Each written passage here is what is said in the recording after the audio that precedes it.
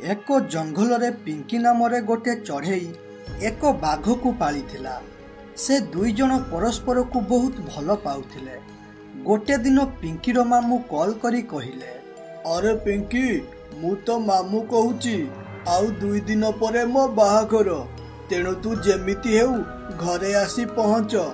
यह सुनी पिंकी बहुत खुशी होई मामू घर को जीवा पाई बाहरी पड़िला एवं बाघ को कहिला, अरे ए बाघ मु किछि दिन पाई सहर जाउछि, सेठी मो मामू को बाहाघर, सेठारु फेरु फेरु पाखा पाखी 5 दिन लागिबो, तेणु सेत दिन पर्यंत तू देखिके चलुथिबु।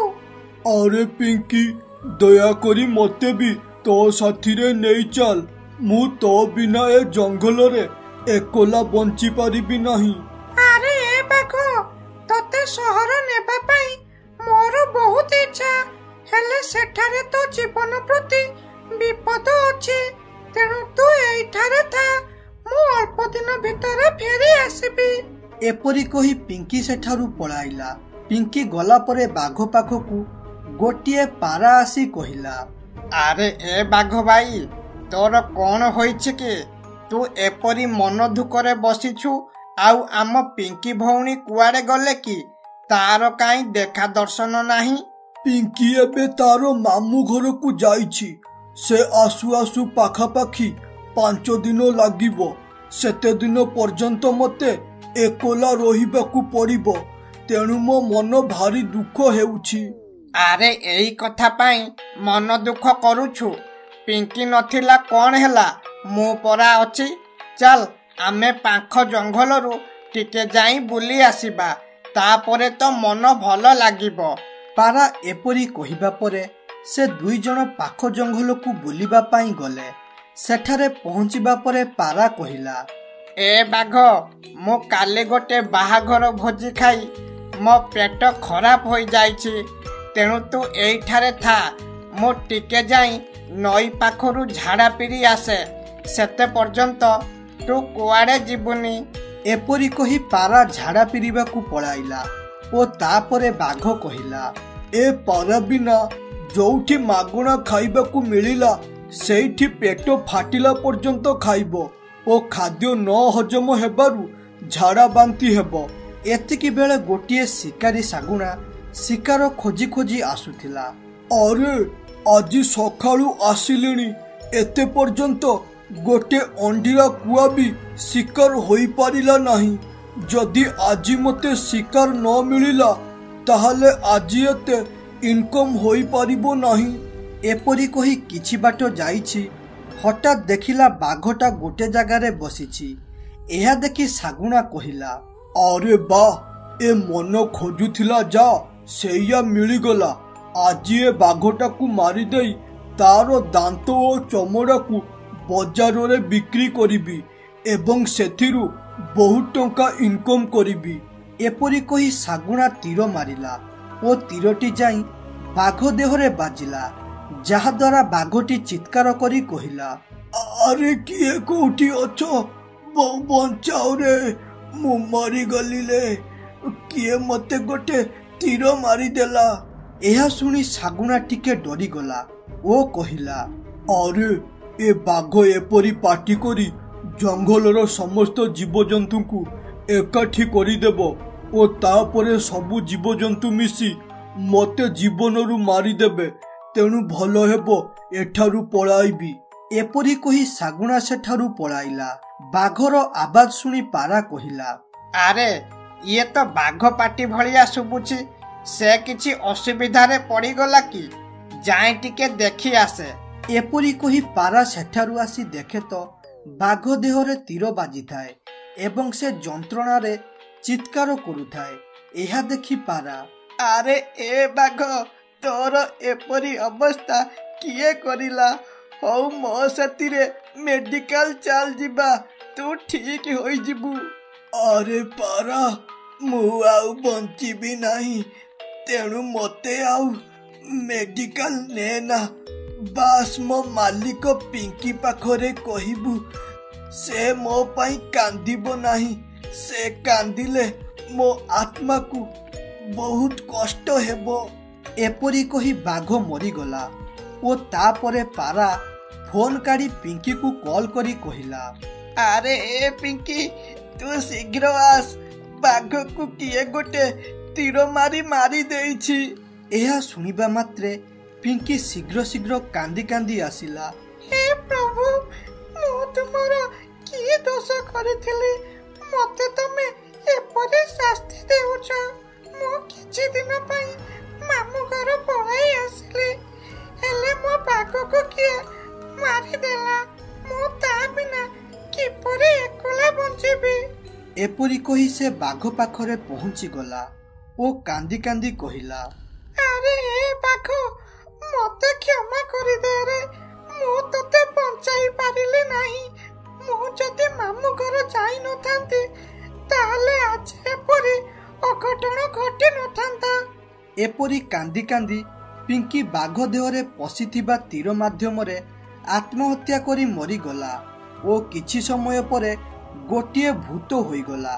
भूत हेबा परे से बाघ देहरे हाथ लगाई जानी पारिला जे बाघर मृत्यु किपरि होईछि ओ ताकू किए मारिछि। तेणु से कहिला, अरे ए सागुना, तू मोर बाघ को मारी बहुत बड़ भूल करिदेलु। सामान्य किछि टंका पाई तो जेमिति मो बाघ को कष्ट दे मारिछु, तो ठीक से परे कष्ट पाई मो हाथरू मरिबो। एपरी कही भूत पारा घर को गला। सेठारे पहुंचबा परे पारा कहिला, भूत ए भूत तो मो पाखरु पळा, मु तोर कोन करिछि, मो पाखकु काई कि आसीछु। अरे ए पारा, तू मते चिन्हि पारनु, मो पा पिंकी मो बाघ को मारिथिबा खुनी ठारू प्रतिशोध नेबा पाई मु आज मरिके भूत होई गले। तेणु तू खाली बास मते सागुणार घर ठिकଣା दे। अरे पिंकी, तू तो मते पूरा डराई देलु। मु भाबिली आज मोर शेष दिन बोली। तोर सागुणा घर ठिकଣା दरकार तो आम जंगल से पाखरे गोटे गाँ अच्छी, से गाँ सीधारे जो घरटा अच्छी सेटा हैला सागुणा घर। एहा सुनी भूत सागुणा घर पाखकू गला। सेतबेलकू बहुत राति होई जाइथिला। भूत सागुणा घर बाहरे निजर रूप परिवर्तन करी कहिला, अरे ओ सागुणा भाई, शीघ्र घर बाहर को आसो, ओ तुमरो पार्सल नियो। राति बहुत हेलानी, तुमे पार्सल नेले मु घर को जिबी। एहा सुनी सागुणा, अरे मु तो किछि भी पार्सल ऑर्डर करि नथिली, ता छड़ा पार्सल वाला एते राति रे कोन आसीची, कोन किछि असुविधा होईछि कि मते जाई देखिबाकू पड़िबो। एहा कही सागुणा घर बाहर को जाई कहिला, अरे ए पार्सल भाई, मोर की पार्सल आसीची ओ किए पठाइची, मु तो किछि भी पार्सल ऑर्डर करि नथिली। एहा सुनी भूत तार प्रकृत रूप को आसिला। एहा देखि सागुणा कहिला, भूत ए भूत, एठारु पळा, मो पाखरे तोर की काम, मु तो तोर किछि असुविधा करिनी, तेणु तू मते छाड़ी दे। होई रे मूर्ख सागुणा, तू मोर बाघ को मारी दे कहूचु कोन ना, किछि भी करिनु बोली तो जेमिति मो बाघ को मारिछु ठीक से परे मो हाथरू मरिबो।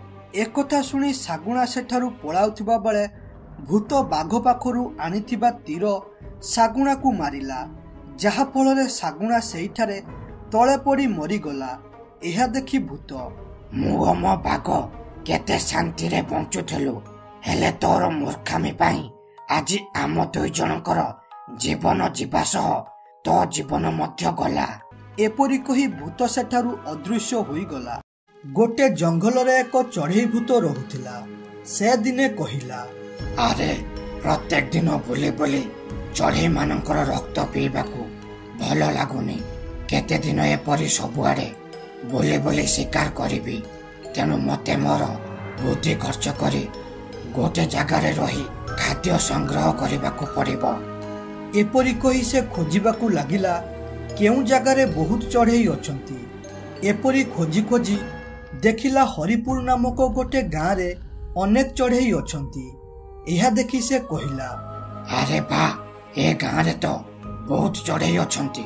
ଯଦି ମୁଁ ଏଠାରେ ଗୋଟେ ଖାଦ୍ୟ ଦୋକାନ ଖୋଲିବି ତାହେଲେ ଚଢ଼େଇ ମାନେ ମୋ ପାଖକୁ ଖାଇବା ପାଇଁ ଆସିବେ ଓ ମୁଁ ସେମାନଙ୍କୁ ମାରିବି। ଭୂତ ଏପରି କହି ନିଜ ରୂପ ପରିବର୍ତ୍ତନ କରି ଗାଁର ମୁଖିଆ ପାଖକୁ ଗଲା ଓ କହିଲା, ଆରେ ମୁଖିଆ ମଉସା, ତମ ଗାଁରେ ଅନେକ ଚଢ଼େଇ ଅଛନ୍ତି, ହେଲେ ଏଠାରେ ଗୋଟେ ଖାଇବା ଦୋକାନ ନାହିଁ। ଯଦି ତମେ ମତେ ଏଠାରେ ଗୋଟେ ଦୋକାନ ଖୋଲିବାକୁ ଦିଅନ୍ତ ତାହେଲେ ଭଲ ହୁଅନ୍ତା। ଏକଥାରେ ମୁଖିଆ, ଆରେ ଏ ଚଢ଼େଇ, ଆମ ଗାଁର ଚଢ଼େଇ ଖାଇବା ପାଇଁ ଅନ୍ୟ ଗାଁକୁ ଯାଉଛନ୍ତି। ଯଦି ଆମ ଗାଁରେ ଖାଇବା ଦୋକାନ ଖୋଲାଯିବ ତାହେଲେ ସେମାନେ ଆଉ କୁଆଡ଼େ ନ ଯାଇ ଆମ ଏଇଠାରେ ଖାଇବେ। ତେଣୁ ତୁ ଏଇ ଗାଁରେ ଦୋକାନ ଖୋଲ। ଏହା ଶୁଣି ଭୂତ ବହୁତ ଖୁସି ହୋଇଗଲା ଓ ତା ପରଦିନ ସେ ଗାଁରେ ଗୋଟେ ଦୋକାନ ଖୋଲିଲା। ହେଲେ ଭୂତ କେବଳ ରାତିରେ ତାର ଦୋକାନ ଖୋଲେ ଏବଂ ବିଭିନ୍ନ ପ୍ରକାର ଖାଦ୍ୟ ବିକେ। ପ୍ରଥମ ଦିନ ପାରା ଓ ଶୁଆ ଆସି କହିଲେ। ପ୍ରଥମେ ପାରା, ଆରେ ଏ ଦୋକାନୀ ଭାଇ, ମତେ ଚାଉମିନ ଦେ, ଜୋରେ ଭୋକ ଲାଗିଲାଣି। ଏହା ଶୁଣି ଭୂତ ତାଙ୍କୁ ଚାଉମିନ ଖାଇବାକୁ ଦେଲା। ହେଲେ ପାରା ଓ ଶୁଆ ଜାଣିନଥିଲେ ସେ ଖାଇବାରେ ଭୂତ ନିଶା ଔଷଧ ମିଶାଇଛି ବୋଲି। ଯେମିତି ସେ ଦୁଇ ଜଣ ଚାଉମିନ ଖାଇଲେ ସେ ସଙ୍ଗେ ସଙ୍ଗେ ସେଇଠି ବେହୋସ ହୋଇ ପଡ଼ିଗଲେ। ଏହା ଦେଖି ଭୂତ ଏଣେ ତେଣେ ଦେଖିଲା ଗାଁରେ ଗୋଟେ ବି ଚଢ଼େଇ ନାହାନ୍ତି। ତେଣୁ ସେ କହିଲା, ଆରେ ବା, ଏ ଦୁଇଟି ଚଢ଼େଇଙ୍କୁ ଦେଖି ମୋ ପାଟିରୁ ଲାଳ ଗଡୁଛି। ତେଣୁ ଆଜି ଏ ଦୁଇ ଜଣଙ୍କୁ ଖାଇ ମୋ ପେଟ ପୁରାଇବି। ଏପରି କହି ଭୂତ ପାରା ଓ ଶୁଆକୁ ଖାଇଲା ଏବଂ ତା ପରଦିନ ସକାଳେ ଭୂତକୁ ଗାଁର ଗୋଟେ ପୂଜା ନାମରେ ଚଢ଼େଇ ପଚାରିଲା, ଆରେ ଦୋକାନୀ ଭାଇ, ତମ ଖାଦ୍ୟରେ ଏମିତି କଣ ପକାଉଛ? ବଢିଆ ବାସୁଛି। ତେଣୁ ମତେ ଟିକେ କୁହ, ମୁଁ ମୋର ରୋଷେଇରେ ମିଶାଇବି, ଯାହା ଦ୍ୱାରା ମୋ ସ୍ୱାମୀ ଖାଇ ବହୁତ ଖୁସି ହୋଇଯିବେ। ଏକଥାରେ ଭୂତ, ଆରେ ପିଙ୍କି ଭଉଣୀ, ମୁଁ ଜଙ୍ଗଲରୁ ଗୋଟେ ଭିନ୍ନ ପ୍ରକାର ଫଳ ମୋ ଖାଦ୍ୟରେ ମିଶାଉଛି। ଯଦି ତମେ ସେ ଫଳ ଆଣିବାକୁ ଚାହୁଁଛ ତାହେଲେ ଏବେ ମୋ ସାଥିରେ ଜଙ୍ଗଲକୁ ଚାଲ, ମୁଁ ଏବେ ଯିବି। ଏହା ଶୁଣି ପିଙ୍କି ଭୂତ ସାଥିରେ ଜଙ୍ଗଲକୁ ଗଲା। ଜଙ୍ଗଲରେ ପହଞ୍ଚିବା ପରେ ଭୂତ ତାର ପ୍ରକୃତ ରୂପ ଧାରଣ କରି କହିଲା, ଆରେ ଏ ମୂର୍ଖ ଚଢ଼େଇ, ତୁ ଆଜି ମୋ ହାତରୁ ମଲୁ। ଆଜି ତତେ କେହି ବି ମୋ ହାତରୁ ବଞ୍ଚାଇ ପାରିବେ ନାହିଁ। ଏକଥାରେ ପିଙ୍କି, ଆରେ ଏ ଧୋକେବାଜ ଭୂତ, ତୁ ଧୋକା ଦେଇ ମତେ ଏଠାକୁ ମାରିବାକୁ ଆଣିଲୁ ଓ ଆମ ଗାଁରେ ଭଲ ଚଢ଼େଇ ହୋଇ ରହୁଛୁ। ତେଣୁ ଏ କଥା ମୁଁ ଏବେ ଆମ ଗାଁରେ କହୁଛି ରହ। ଏହା ଶୁଣି ଭୂତ ସଙ୍ଗେ ସଙ୍ଗେ ପିଙ୍କିକୁ ମାରିଦେଇ ଖାଇଲା ଏବଂ ରାତି ହେବା ପରେ ସେ ତାର ଦୋକାନକୁ ଆସିଲା। ଏତିକି ବେଳେ ପିଙ୍କିର ସ୍ୱାମୀ ଆସି କହିଲା, ଆରେ ଏ ଦୋକାନୀ ଭାଇ, ମୋ ସ୍ତ୍ରୀ ପିଙ୍କିକୁ ଦେଖିଛ କି? ତାକୁ ସକାଳୁ ପାଉନି। ଏକଥାରେ ଭୂତ, ଆରେ ତମେ ପିଙ୍କି ଭଉଣୀ କଥା କହୁଛ ତ? ସେ ସକାଳେ ଜଙ୍ଗଲ ଆଡ଼କୁ ଯାଉଥିବାର ମୁଁ ଦେଖିଛି। ତେଣୁ ତମେ ମୋ ସାଥିରେ ଚାଲ, ପିଙ୍କି ଯୁଆଡ଼େ ଯାଇଥିଲା ନେଇଯିବି। ଭୂତ ଏପରି କହି ପିଙ୍କି ସ୍ୱାମୀକୁ ଜଙ୍ଗଲକୁ ନେଇକି ଗଲା। ଏହା ଦେଖି ପିଙ୍କି ସ୍ୱାମୀ, ଆରେ ଦୋକାନୀ ଭାଇ, ତମେ ଏ ଜଙ୍ଗଲରେ କ'ଣ ରହିଲ? ମତେ ମୋ ପିଙ୍କି ପାଖକୁ ନେଇ ଚାଲ, ମତେ ଭାରି ଚିନ୍ତା ହେଉଛି ତାର। ଏକଥାରେ ଭୂତ ତାର ପ୍ରକୃତ ରୂପ ଧାରଣ କରି କହିଲା, ଆରେ ଏ ଚଢ଼େଇ, ତୋ ସ୍ତ୍ରୀ ପିଙ୍କି କୁଆଡ଼େ ଯାଇନି, ବରଂ ମୁଁ ତାକୁ ମାରିକି ଖାଇ ଦେଇଛି। ଆଉ ଏବେ ତୋ ପାଳି, ତୁ ଏବେ ଏଠାରୁ ମଲୁ। ଏହା କହି ଭୂତ ପିଙ୍କି ସ୍ୱାମୀକୁ ମାରିଦେଇ କହିଲା, ଆରେ ଏ ଗାଁର ଚଢ଼େଇ ଗୁଡ଼ିକ ଏତେ ମୂର୍ଖ ବୋଲି ମୁଁ ଜାଣିନଥିଲି। ମୁଁ ଭାବୁଥିଲି ବହୁତ କଷ୍ଟ କରି ଚଢ଼େଇଙ୍କୁ ମାରିବି ବୋଲି, ହେଲେ ସେମାନେ ମରିବା ପାଇଁ ମୋ ପାଖକୁ ପଳେଇ ଆସୁଛନ୍ତି। ଭୂତ ଏପରି କହି ପିଙ୍କି ସ୍ୱାମୀକୁ ଖାଇ ଦୋକାନକୁ ଫେରିଲା।